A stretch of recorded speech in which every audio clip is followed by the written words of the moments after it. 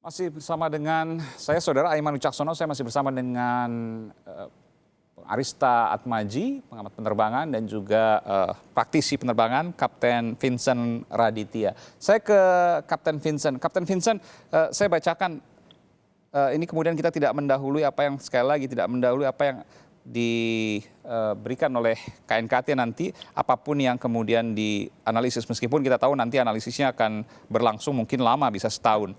Bahwa ada pengamat penerbangan yang juga mantan Kepala Staf TNI Angkatan Udara, Marsikal C.P. Hakim, mengatakan bahwa ada peringatan dari pabrikan bahwa banyak pesawat yang kemudian tidak dioperasikan atau jarang dioperasikan di saat pandemi ini, ada kemungkinan permasalahan di dalam operasional mesin pesawat atau kelistrikan dari pesawat itu. Benarkah demikian? Betul, saya setuju dengan itu. Karena memang pesawat itu harus harus dipakai untuk terbang selalu. Begitu pesawat itu idle, itu prosedur penyimpanan lebih complicated, dan ketika dia idle dia harus di ground run dan banyak yang harus dilakukan lah. Jadi ketika dia idle lama memang ada chance, kemungkinan ketika kita pakai lagi ada kemungkinan engine bisa mati. Ini saya dengar ya. Ini saya mendengar dari salah satu referensi orang yang teknisi penerbangan menyatakan seperti itu. Tapi saya nggak tahu kebenaran datanya betul atau tidak. Cuman itu yang saya dengar. Itu mulai dari pesawatnya, juga dari krunya sendiri merupakan sebuah threat. Itu adalah sebuah ancaman. Dari krunya sendiri dia harus keep kompeten. Mulai dari penerbangan itu memang di maskapai penerbangan itu memang lebih banyak frekuensi penerbangannya, sehingga mereka itu biasanya lebih gape, dia terbang lebih gape daripada pesawat-pesawat yang kecil yang private pada umumnya. Anda sekarang menerbangkan pesawat 737 Boeing, betul? Saya enggak, saya terbang pesawat Embraer. Embraer, oke. Baik. Tapi saya bekas bawa pesawat Airbus. Airbus A320. Betul. Oke, baik. Ini disebutkan bahwa Badan Penerbangan Federal Amerika Serikat, Federal Aviation Administration, FAA, melaporkan telah memberikan peringatan tentang jenis pesawat Boeing 737 dari berbagai varian yang berpotensi mengalami engine fail sebagai akibat lebih dari 7 hari tidak diterbangkan. Kata kuncinya lebih dari 7 hari tidak diterbangkan, maka ada kemungkinan engine fail, Kapten Vincent, betul ya? Nah, itu yang saya dengar. Sekali lagi, saya belum punya data pasti mengenai ini. Yang lebih kompeten adalah engineer yang memang rated di Boeing. Tapi itu yang saya dengar. Berdasarkan yang saya dengar, itu saya konfirmasi. Saya kalau gitu ingin pengalaman dari Anda deh, Kapten. Anda pernah mengalami mungkin salah satu engine fail misalnya, atau apapun istilahnya. Mungkin Anda bisa ceritakan pengalaman Anda. Nah, ini saya mesti sampaikannya baik-baik ya. Karena saya nggak mau nanti di luar sana itu, jadi orang itu jadi mispersepsi. Oke, silakan. Ini pilot yang menghadapi engine fail dan lain sebagainya. Saya pernah merasakan misalnya mesin dengan high EGT dan lain sebagainya. Tapi yang jelas sangat sulit lah, jarang sekali mesin pesawat jet itu bisa mati. Makanya kita sebagai orang-orang yang akan terbang terus-menerus menggunakan pesawat komersial, pasti kita percaya dengan kualitas mesin jet ini. Memang dia jarang sekali fail, makanya they're very reliable. Tapi ya saya pernah mengalami beberapa yang sedikit kayak masalah dengan oil pressure sensing, terus kita pernah high EGT seperti itu, tapi kita masih bisa tanggulangi. Tapi in general, mesin pesawat jet is very reliable. Begitu. Jarang sekali bisa mati dia. Tapi kebanyakan, most of the people, most of pilot ya, banyakan dari pilot itu pasti pernah mengalami, ya kalau tidak sampai mati, mungkin ada gangguan lah di salah satu mesin misalnya. Kalau gangguan kerusakan itu memang pasti hari-hari.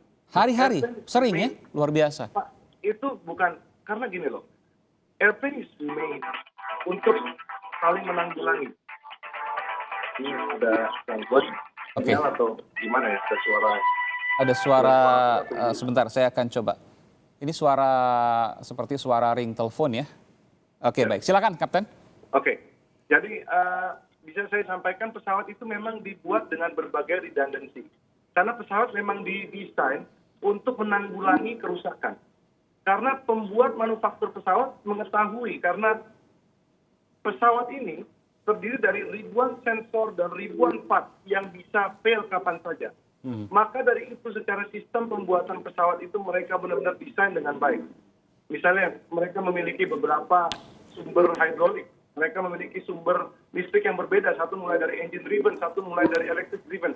Itu adalah tujuannya bagaimana salah satu bisa saling mengcover ketika salah satu fail. Itulah tujuannya. Jadi pesawat memang sudah didesain untuk berjalan dalam kondisi abnormal. Jadi kerusakan satu buah sistem masih bisa kita bilang itu bisa terjadi kapan saja. Makanya saya bilang ini hari-hari, saya mesti hati-hati ngomong dengan hari-hari ini. Bukan berarti setiap hari itu pesawat rusak, bukan. Tapi ada aja, pasti dalam setiap hari kita terbang, pasti ada satu nanti yang rusak. Misalnya bohlamnya mati satu, atau misalnya ini... Bohlam apa itu? Misalnya lampu navigasi mati satu, misalnya... Mohon maaf ya, tadi agak kurang jelas. Mati apa? Lampu apa? Lampu navigasi mati satu. Oh, satu. lampu navigasi, oke. Misalnya tombol apa yang nggak bisa dipencet, mesti di-replace, atau bohlamnya mati yang di dalam kokpit, mesti diganti. Atau misalnya ada komputer yang avioniknya yang rusak, ya bisa di-replace. Jadi memang pesawat itu memang sumbernya memang sudah dibeda-bedain, karena pesawat memang didesain untuk diterbangkan dalam situasi rusak. Karena kita bicara membawa nyawa manusia yang begitu banyak. Oke, jadi selalu ada, Anda mengatakan selalu ada cadangan ketika kemudian ada gangguan di salah satu sisi pada pesawat itu kemudian didesain oleh pabrikan pesawat. Betul, itu berbagai macam jenis checklist. Baik manufaktur pesawat apapun, engineer akan make sure kita mempunyai reference. Ketika kita terbang, kita harus tahu referensi kita. Dengan kerusakan ini, apa action yang harus kita ambil. Dan ini merupakan sebuah pengalaman jam terbang, sekaligus juga pendidikan yang diberikan pada saat di sekolah penerbangan, Captain? Untuk sekolah penerbangan mungkin pendidikan dasar saja. Cuman ini ibaratnya kalau kita bisa kasih analogi, kalau saya ngomong terlalu dalam ini nanti terlalu susah. Kita ada SD-nya. SD-nya mungkin kita anggap private pilot. Lalu ada commercial pilot, itu adalah SMP-nya. Lalu ada instrument rating, itu adalah misalnya SMA-nya. Nah ini adalah pendidikan dasarnya. Tapi ketika kita mau terbang pesawat ini, kita harus ambil ibaratnya S1-nya. Kita masuk type rating.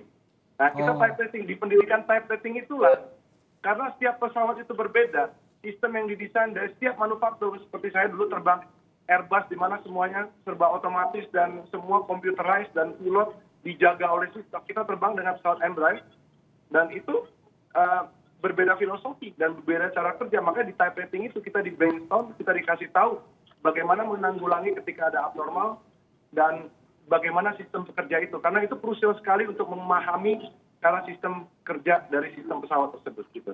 Oke. Ini jadi memang sudah didesain sedemikian rupa agar ada backup plan atau backup tools yang kemudian disiapkan di pesawat untuk mengantisipasi hal-hal tadi, engine fail dan lain sebagainya.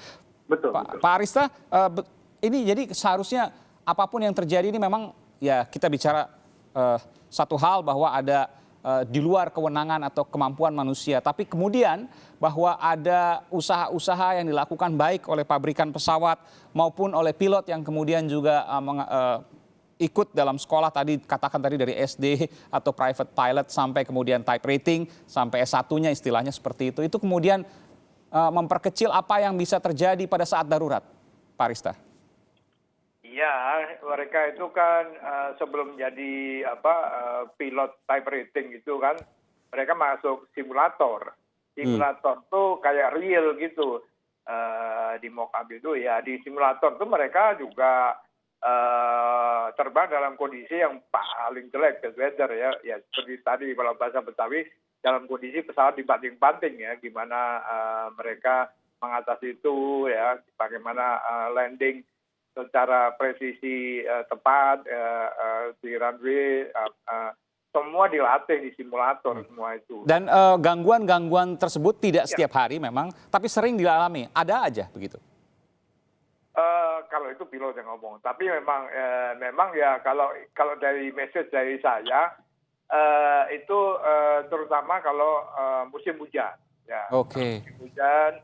Ya itu saya sendiri orang karyawan maskapai 28 tahun, saya menghindari terbang kalau musim hujan. Kalaupun saya terbang, saya milih jamnya jam 7 pagi sampai dengan jam 12 siang. Nah itu paling safe lah ya. Karena apa? Ya karena udah di atas jam 2 gitu ya, jam 1 itu udah ya ini gangguan cuaca kan ya.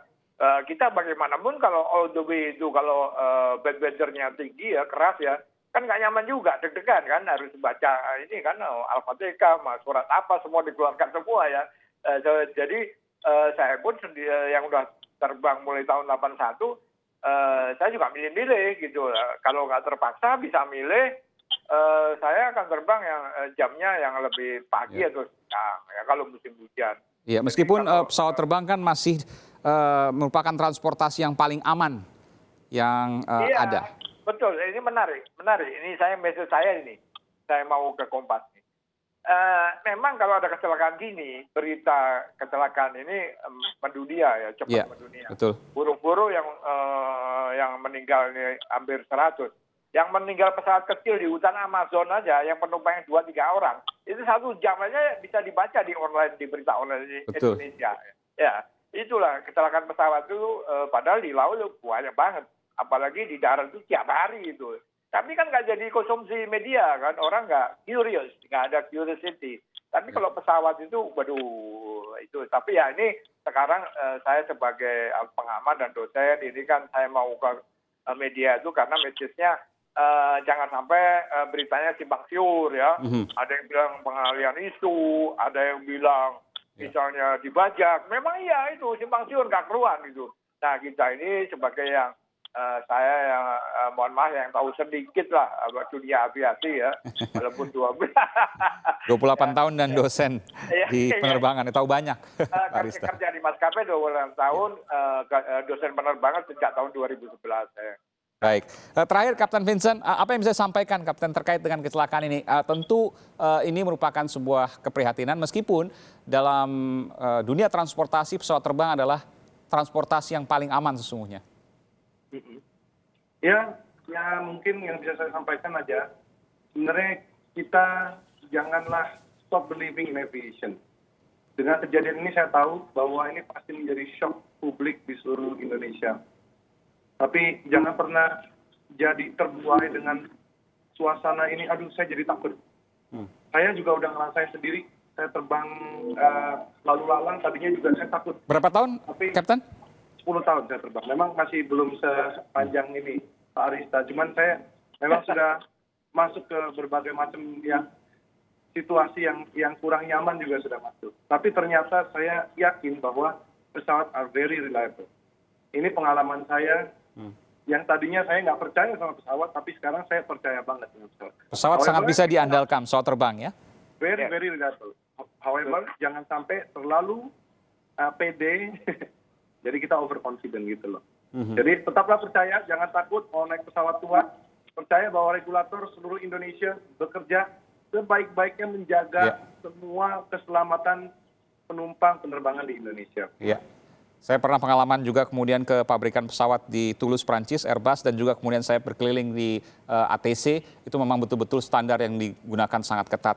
Terima kasih Kapten Vincent Raditya, pilot maskapai penerbangan, dan kemudian juga ada pengamat transportasi udara, Pak Arista. Terima kasih sekali lagi atas informasinya, atas pesannya yang berharga dan juga pengalamannya. Terima kasih. Selamat malam dan salam sehat selalu.